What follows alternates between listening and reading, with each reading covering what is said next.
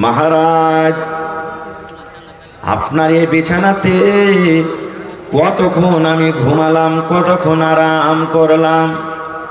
বলছে আল্লাহর বান্দিরে মোটামুটি 20 থেকে আধ ঘন্টা।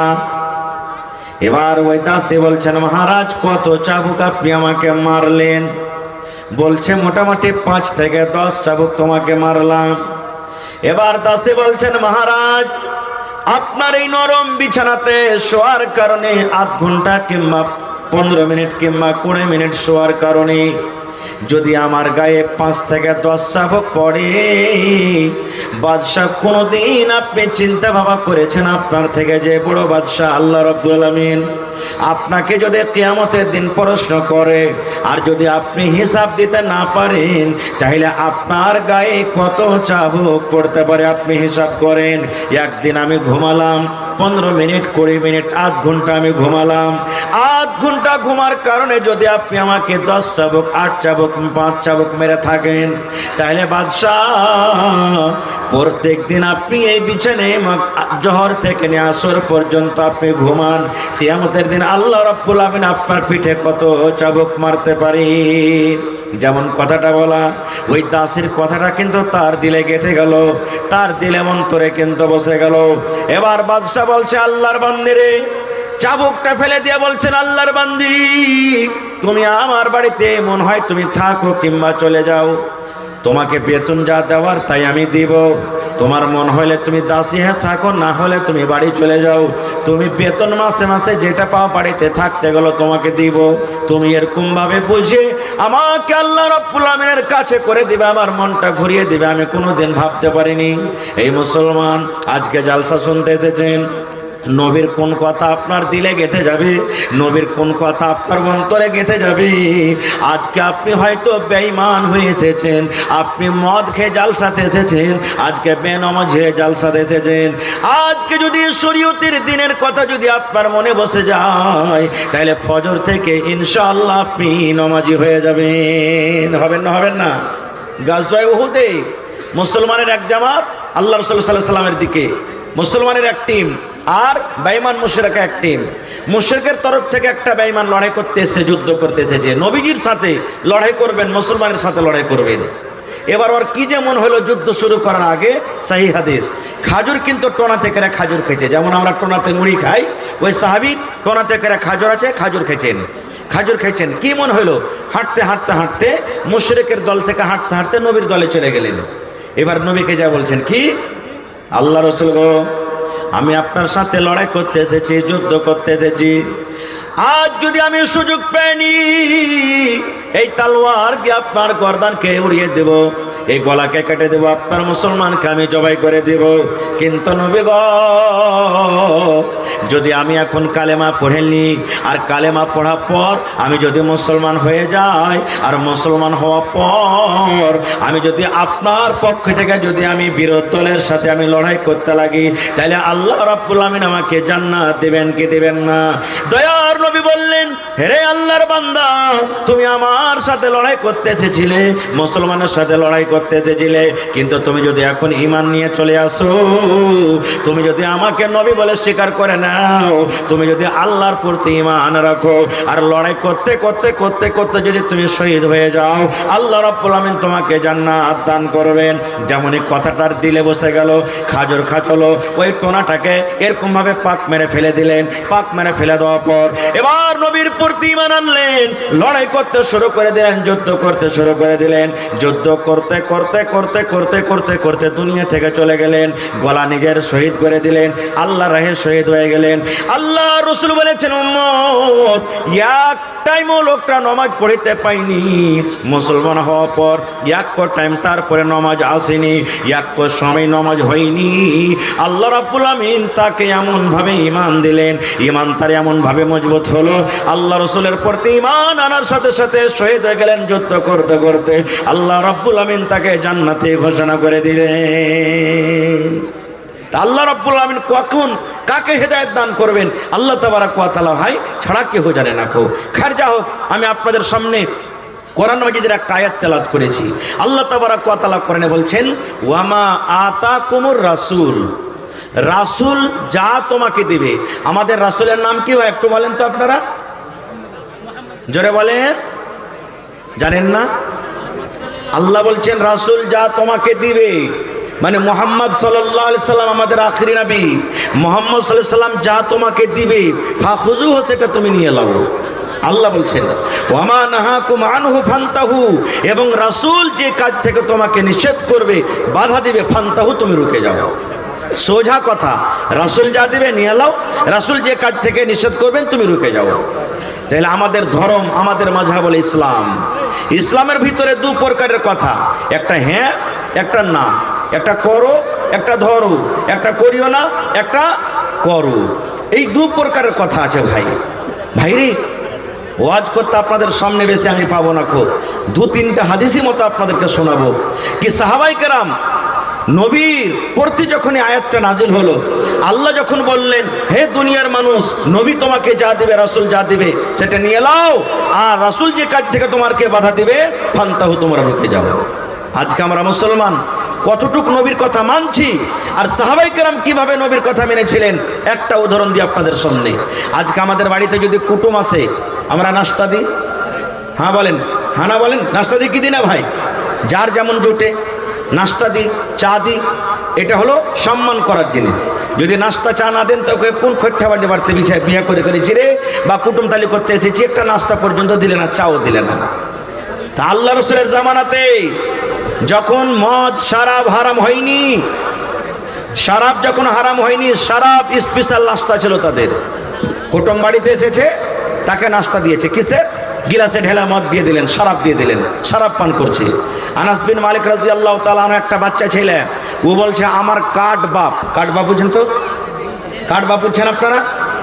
হ্যাঁ, মানে নিজের অরিজিনাল বাপ লয়, মা হলো নিজের, কিন্তু মাটা যে নিজের বাপ হয় মারা গেছে বা তালাক দিয়েছে, অন্যর সাথে বিয়ে করেছে, ওকে বলা হয় আমরা কাঠ বাপ বলি। তো বলছে আমার কাঠ বাপ আবু তালহা রাদিয়াল্লাহু তাআলা আনহু, তার বাড়িতে পার্টি চলছে। পার্টি কিসের চলছে? মদের পার্টি, শরাবের পার্টি চলছে, চলছে পার্টি। তখন কিন্তু আল্লাহ মদকে শরাবকে হারাম করেননি, 3 বের আল্লাহ মদকে হারাম করেছেন। কোনোদিন এ বিষয়ে নিয়ে আবার আলোচনা করব।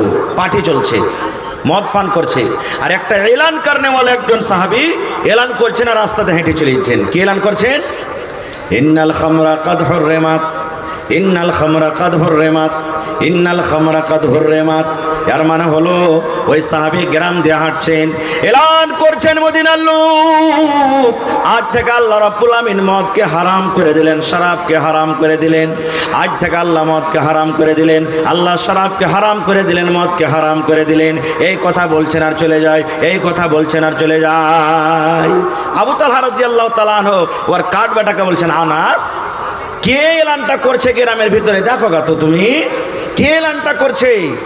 ও যদি যায় দেখছে তো আল্লাহ রাসূলের একজন সাহাবী এই কথা বলছেন, ইন্নাল খামরা কাদ হুররিমাত, আজ থেকে মদ হারাম হয়ে গেল, বলছেন আর চলিচ্ছে এলান করতে করতে।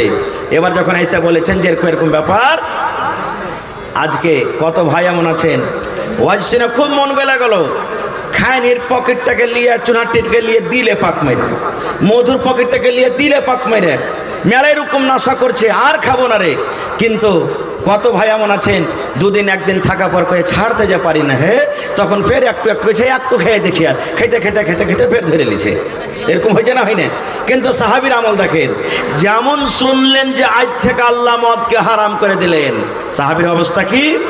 ওরে সুবহানাল্লাহ, যে সাহাবী গিলাসটা হাতে নিয়েছিলেন গিলাসটাকে ফেলে দিলেন, আর পান করব না।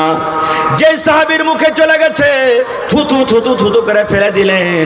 যে সাহাবী হয়তো ঢোক গিলে নিয়েছে, পেটে চলে গেছে, গলাতে মুখে লোক দিয়ে দিলেন, আর লোকটা দিয়ে হ্যাঁ খ্যাক খ্যাক খ্যাক খ্যাক করে উল্টি করে ফেলে দিলেন। এবং বাড়িতে তাদের ডোলে রাখা ছিল, হাঁড়িতে রাখা ছিল, বড় বড় কোপাতে রাখা ছিল। ওরে সুবহানাল্লাহ, মাথাতে করে বড় বড় কোপা নাই, আর এরকম ভাবে আইপসা আইপসা আইপসা আইপসা ভেঙে দেয়।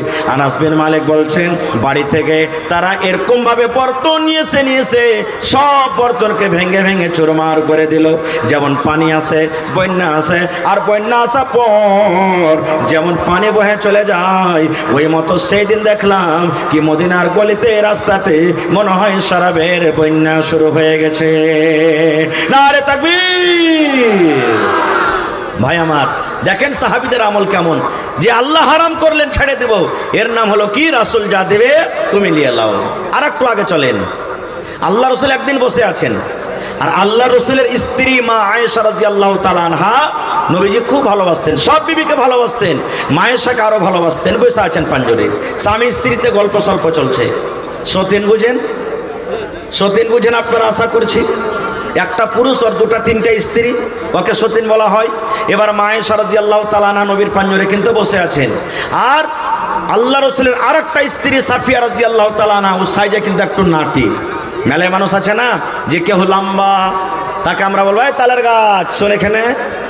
কেউ যদি ছোট হয় তো কি বলবো মজাকে মজাকে, আবে এই বাগন পাড়বে তো মই দিয়ে সিঁড়ি দিয়ে পাড়বে, মই বাঁধাতে হবে, এরকম আমরা গল্প করি। তো আল্লাহ রাসূল বসে আছেন, মা আয়েশা নবীর স্ত্রী বসে আছেন, আর সাফিয়া রাদিয়াল্লাহু তাআলা আনহা নবীর একটা স্ত্রী, ও কিন্তু নবীর পাঞ্জরে কোনো কাজে চলে আসছেন। তখন মা আয়েশা নবীকে ইশারা করছেন, কি জানেন, দেখেন আমার দিকে, নবীজি এই দেখেন আপনার স্ত্রী সাফিয়া নাটিকে দেখেন চলে আসছে আপনার পাঞ্জরে, নাটিকে দেখেন, এরকম ভাবে ইশারা করছেন। শুধু নাটি কথা বললেন ভাই মুসলমান, শুধু নাটি। ওরে সুবহানাল্লাহ, যেমন আমার নবীর নাটি কথা শুনলেন, যেমন বেদনার দানা লাল হয় রাগের কারণে, আমার নবীর চোখ দুটা কিন্তু লাল হয়ে গেল। নবী আমার রেগে গেলেন। এবার নবী আয়েশাকে বলছেন, আয়েশা রে, একটা লোককে তুমি নাটি বলেছো, একটা লোককে তুমি ছোট বলেছো, একটা লোককে তুমি খাঁটি বলেছো। এই আয়েশা, যারা নাটি ওরাও আল্লাহর তৈরি, যারা লম্বা ওরাও আল্লাহর তৈরি, যারা ধরো ওরাও আল্লাহর তৈরি, যারা কালো ওরাও আল্লাহর তৈরি, যারা মোটা ওরাও আল্লাহর তৈরি, যারা পাতলা ওরাও আল্লাহর তৈরি। এই আয়েশা, তুমি একটা মানুষকে নাটি এবং বাঁটি বলেছো, এই নাটি এবং বাঁটি কথাটা তার মনে কিন্তু খারাপ লেগেছে। আয়েশা, এই নাটি এবং বাঁটি কথাটা এত খারাপ, এত খারাপ, এই কথাটাকে ধরে যদি সমুদ্রে ছেড়ে দেওয়া হয়, যদি পোখরে ছেড়ে দেওয়া হয়, এই কথাটা এমন আল্লাহ রাব্বুল আমিনের নিকটে নোংরা দুর্গন্ধ, যে গোটা সমুদ্রের পানি নোংরা হয়ে যাবে, দুর্গন্ধ হয়ে যাবে। নোংরার কারণে সমুদ্রের পানি কিন্তু পান করা যাবে না। এত খারাপ কথাটা, শুধু নাটি এবং বাটি যদি কথাটাকে ধরে সমুদ্রে ছেড়ে দাও, গোটা সমুদ্রের পানি নোংরা হয়ে যাবে, দুর্গন্ধ হয়ে যাবে। দুর্গন্ধের কারণে সমুদ্রের পানি পান করা যাবে না। মাশাআল্লাহ, দেখেন দান আসতে শুরু হয়ে গেছে ভাই। আমার হাজি আব্দুল শকুর সাহেব 3000 টাকা দিয়েছেন, একজন 500 টাকা, আর একটা 5 মিনিট বাস রুকেন, তখন আমি কালেকশনের দিকে চলে যাব। একটু লেখা রাখেন আপনারা, 5-10 মিনিট বাস, আমি কালেকশনের দিকে চলে যাব। ভাই আমার, তো সাহাবায়ে কেরাম দেয় আল্লাহ রাসূল সাল্লাল্লাহু আলাইহি ওয়াসাল্লাম কত রাখলেন, কার ওপরে? বিবির ওপরে, বিবির ওপরে রাখলেন। যেই বিবিকে কত ভালোবাসতেন জানেন, কত ভালোবাসতেন বিবিকে? আল্লাহ রাসূলের স্ত্রী মা আয়েশা রাদিয়াল্লাহু তাআলা আনহা বলেন, আমি নবীর পাঞ্জরে বসে আছি, নবী আমার পাঞ্জরে বসে আছেন, আমি পানি পান করি কিংবা দুধ পান করি, আল্লাহর নবী আমার পাঞ্জরে বসে আছেন, নবীজি আমার দিকে দেখছেন, আমার বিবি আয়েশা গিলাসের কোন জায়গাতে মুখ লাগায়ে ঠোঁট লাগায়ে পানি পান করেন। মা আয়েশা বলেন, আমি পান করতে করতে যখন আমি গিলাসটাকে রেখে দিলাম কিংবা বার্তানটাকে আমি রেখে দিলাম, দয়ার নবী ওই বার্তানটাকে হাতে নিয়ে নিলেন, আর আমি আয়েশা যে জায়গাতে মুখ লাগায়ে ঠোঁট লাগায়ে আমি পানি পান করলাম, আমার নবী আমার মুখ লাগা জায়গাতে পানি পান করলেন। এত নবী বিবিকে ভালোবাসতেন। এরকম ভালোবাসা থাকা সত্ত্বেও শরীয়ত বিরোধী একটা শুধু নাটি কথা বলে দিলেন, যার কারণে নবী এত রাগলেন, এত রাগলেন। রাগার পর বলছেন, আয়েশা রে, তুমি একটা লোককে যে নাটি বলেছো, এই কথাটা আল্লাহর নিকটে এত খারাপ, ওই কথাটা সমুদ্রে তুমি যদি ছেড়ে দাও, ওই সমুদ্রের পানি কিন্তু পান করা যাবে না। আজকে আমাদের কাজ কি? চায়ের দোকানে বসে গেছি, হবে ওই মুখিয়াটা যে কহে গেল এতটি কথা, ও তো এরকম ওরকম, অমুক হাজি হজ করেছে ঠিকই, কিন্তু ওর হজ মনে হয় ঠিক না। আরে অমুক মুলবি সাহেব মানুষ, আবে ওই মুলবির থেকে আমি ভালো আছি। এগুলো হয়েছে কি হয় না ভাই? বলেন, জোরে বলেন, হয়েছে কি হয় না? আমাদের অবস্থা কি হইতে পারে ভাই? কি অবস্থা হইতে পারে ভাই মুসলমান? বলার মেলায় কথা আছে। আর একটা হাদিসের কথা আপনাদের সামনে রাখি, যে সাহাবায়ে কেরাম কত নবীর কথা মানছেন। আজকে জালসা না, আপনাদের এলাকাতে মায়েরা খালারা ঈদ বকরিদের নামাজ কোথায় পড়ছেন? মসজিদে না ঈদগাহে? জোরে বলেন। মসজিদে। কমিটির লোককে বলবো, এলাকার মানুষকে বলবো, মসজিদে পড়ার কোনো হাদিস নেই। যেমন আজকে ব্যবস্থা করছেন যে আমরা মসজিদকে বড় করব, মানুষের অসুবিধা, এই মতো ঈদগাহের ব্যবস্থা করতে হবে। যতদিন না হয়েছে পড়ছে আলাদা কথা, কিন্তু ব্যবস্থা করতে হবে যে মহিলাদের জন্য ঈদের নামাজের ব্যবস্থা করতে হবে। যেখানে পুরুষেরা নামাজ পড়বে ওখানে মহিলারা নামাজ পড়বে। পিছন দিকে পুরুষের দল, পিছন দিকে মহিলাদের দল, আগা দিকে পুরুষের কাতার থাকবে একই ময়দানে। আল্লাহ রাসূলের জামানাতে ঈদ কিংবা বকরিদের নামাজ পড়ার জন্য মহিলারাও গেছেন, পুরুষও গেছেন। পুরুষের কাতার আগা দিকে, মহিলাদের কাতার পিছের দিকে। আপনারা একটা কথা বলেন তো, ঈদ বকরিদের নামাজ আগে না খুতবা আগে? কথা বলেন, আর একটু জোর করে বলেন। নামাজ আগে, আর জুমাতে খুতবা আগে। মহিলারা যদি পুরুষের আগা দিকে নামাজ পড়ে আর পুরুষেরা যদি পিছনে পড়ে, তো কার নামাজ হবে? কার হবে জি ভাই? পুরুষেরা পিছন দিকে আর মহিলারা আগা দিকে নামাজ পড়ছে, কার নামাজ হবে? কাহারির নামাজ হবে না। না পুরুষের নামাজ হবে না মহিলাদের নামাজ হবে। আল্লাহ রাসূলের জামানাতে মহিলারা পিছন দিকে, পুরুষের কাতার আগা দিকে। আজকে এত বড় মজলিস, আমার কমিটির মানুষ, আওয়াজ যেন জোরে জোরে হয় এই জন্য মাইক্রোফোনের ব্যবস্থা করেছে, যেখানে সেখানে মাইক লাগিয়েছেন, হরেন লাগিয়েছেন নাকি? আল্লাহ রাসূলের জামানাতে মাইক ছিল না, নবীজি ওয়াজ শুরু করলেন, খুতবা শুরু করলেন। নবীজি জানলেন আমার আওয়াজ পিছন দিকে যে মহিলারা বসে আছেন তাদের কাছে পৌঁছে না। কমিটির মানুষ ব্যবস্থা করেছেন যে মহিলাদের আলাদা জায়গা, আলাদা পিন্ডাল, প্রজেক্টরের ব্যবস্থা করেছে, আর তাদের পিন্ডালে মাইকও দিয়ে দিয়েছে। দিয়েছে কি দেয়নি? নবীর জামানাতে মাইক ছিল না, মুখের আওয়াজ মাইকের আওয়াজ একই হইতে পারে ভাই? কোনোদিন হইতে পারে না। নবীজি পুরুষেরাকে ওয়াজ করার পর দেখলেন আমার আওয়াজ ওই মহিলাদের কাতারে যায়নি। নবীজি বেলালকে বলছেন, বেলাল উঠো।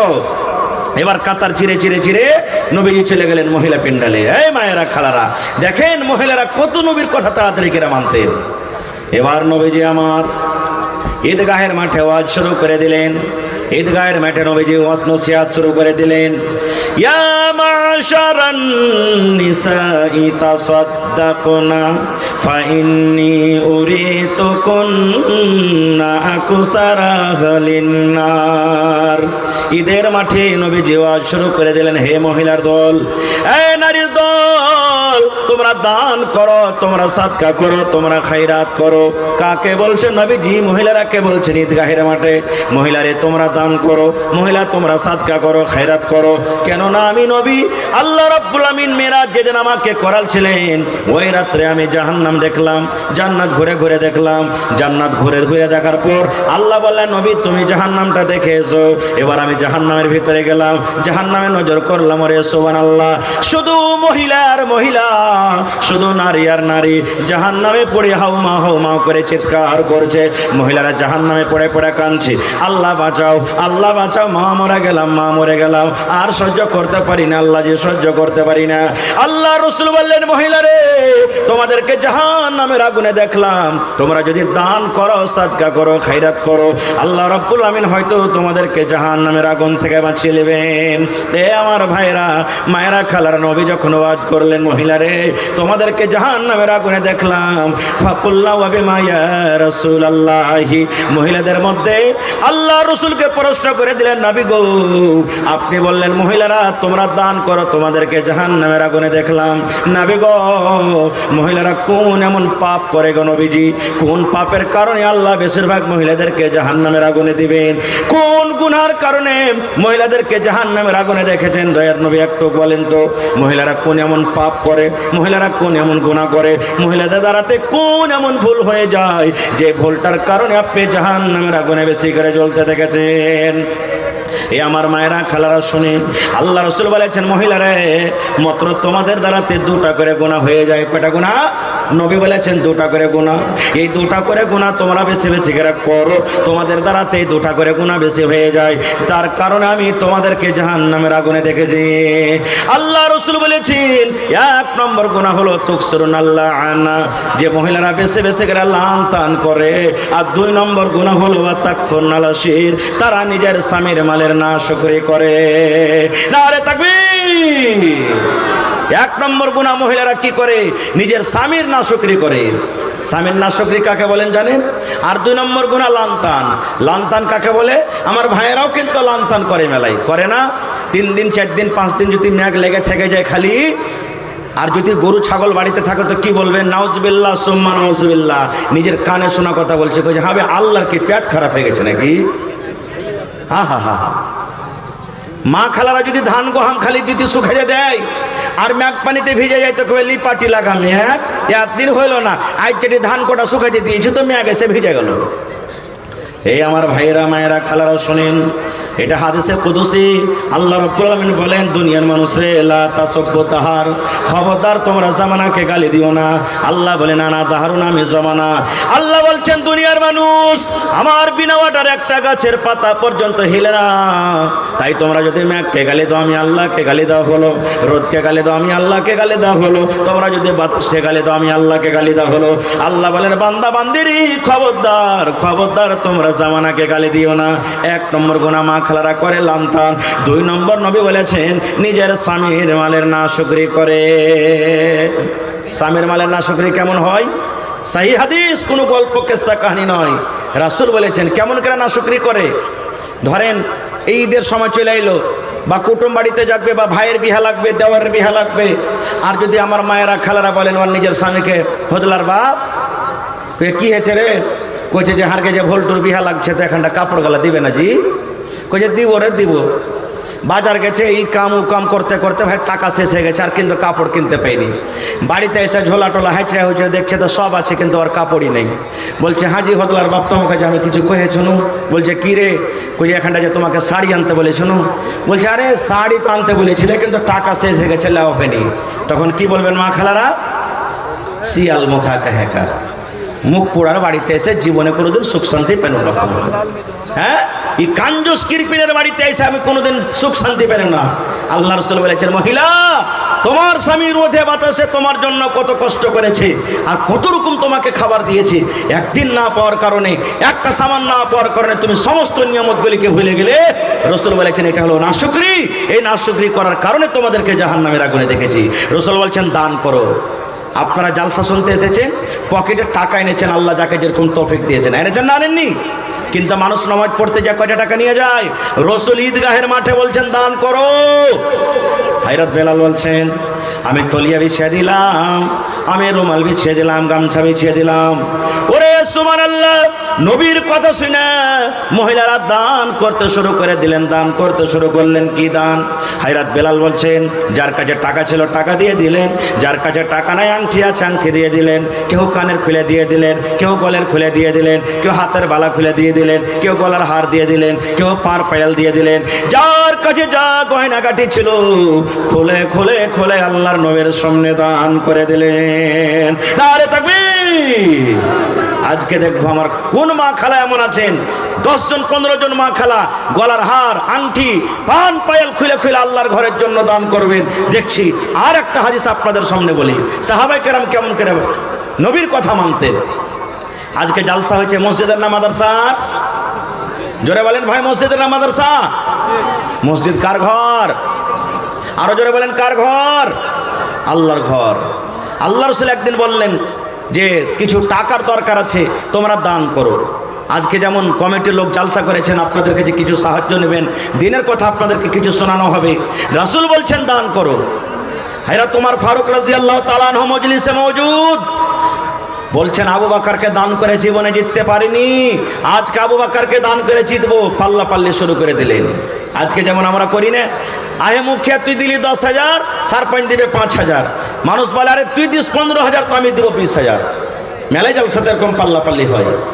সাহাবায়ে কেরামকে যখন শুনলেন যে দান করো, আব্দুর রহমান বিন আওফ চলে গেলেন বাড়ি, 1000 কিলো খাজর লেসে দিয়ে দিলেন। কতটি? 1000 কিলো। সুবহানাল্লাহ। উসমান গানি চলে গেলেন, উট ঘোড়া সোনা চাঁদি সব লেসে হাজির করে দিলেন। বিভিন্ন রকম সাহাবায়ে কেরাম দান করলেন। উমর ফারুক বলছেন আবু বকরকে দান করে জিততে পারিনি, কারণ আবু বকর গরিব মানুষ, কিন্তু সব থেকে সম্মানীয় লোক, নবীরকে পরে আল্লাহ তাকে মার্তবা দিয়েছে। হযরত উমর বলছেন আবু বকরকে দান করে জিতবো। বাড়ি চলে গেলেন। কপি কলম নিয়ে বসলেন, কে? এরা তোমার ফারুক রাদিয়াল্লাহু তাআলা আনহু। হিসাব করতে করতে যতটি বাড়তে মাল ছিল 2 ভাগ করলেন। কয় ভাগ করলেন ভাই? জোরে বলেন, কয় ভাগ করলেন? 2 ভাগ। 1 ভাগ নবীর দরবারে হাজির করে দিলেন, আর 1 ভাগ নিজের ছেলে মেয়ের জন্য বাড়িতে রাখলেন। আর মনে মনে কি আশা, আজ আবু বকরকে দান করে জিতবো। সমস্ত দান দেখা পর এবার শেষের বেলাতে হযরত আবু বকর রাদিয়াল্লাহু তাআলা বাড়ি গেলেন। বাড়িতে যাওয়ার পর বিবিকে বলছেন, বিবি রে, আল্লাহর নবীর দরবারে দান শুরু হয়ে গেছে। আমার বন্ধুরা বিভিন্ন রকমের দান করেছে রে বিবি, আমার বাড়িতে কি আছে আমিও দান করব। কি আছে বিবি, তুমি একটু দয়া করে বলো তো। এবার ভালোবাসা বিবি বলছেন, স্বামী গো, বাড়িতে ওরকম কিছু নাই গো স্বামী, মাত্র 1.5 কিলো কিংবা 3 কিলো যাও কিংবা যাও এর আটা আছে। 1.5 কিলো কিংবা 3 কিলো যাও কিংবা যাও এর আটা আছে, তাছাড়া বাড়ি তার কিছু নাই।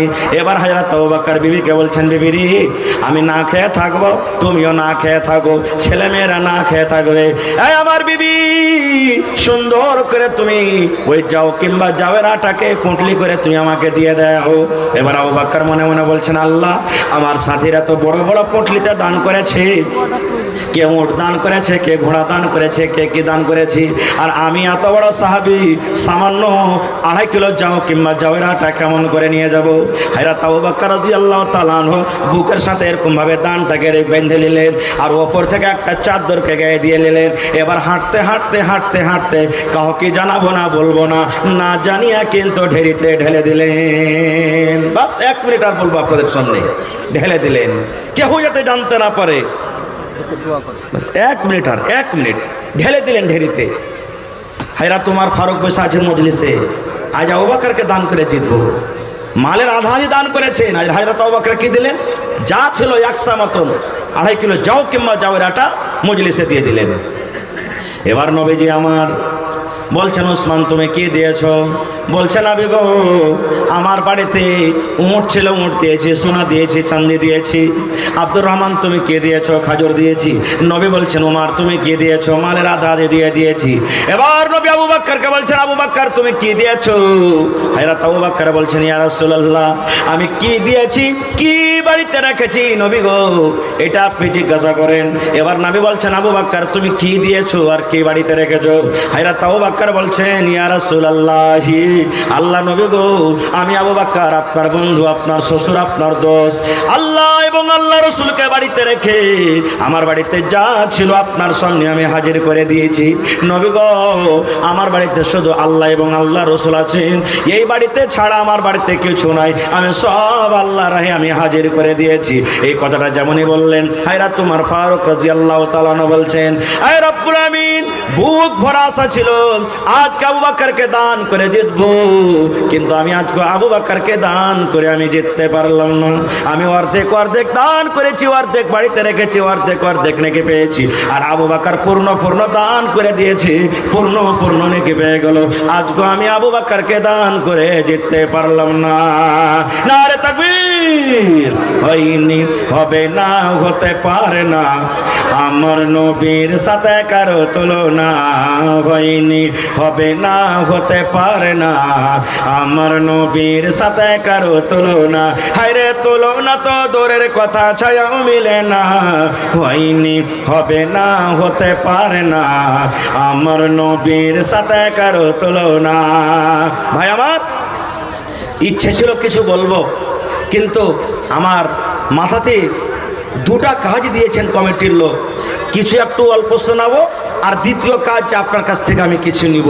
ভাই, আজকের জালসাতে দান আসতে শুরু হয়ে গেছে। ভাই রে, 10 টাকা, 20 টাকা, 5 টাকা যে যা পারবেন আমি তো নিব, কিন্তু আমি তার আগে একটা আবদার রাখি। আজকের জালসাতে কোনো আল্লাহর বান্দা, আল্লাহর বান্দি এরকম আছেন 1 লক্ষ টাকা একটা লোক দিতে পারবেন?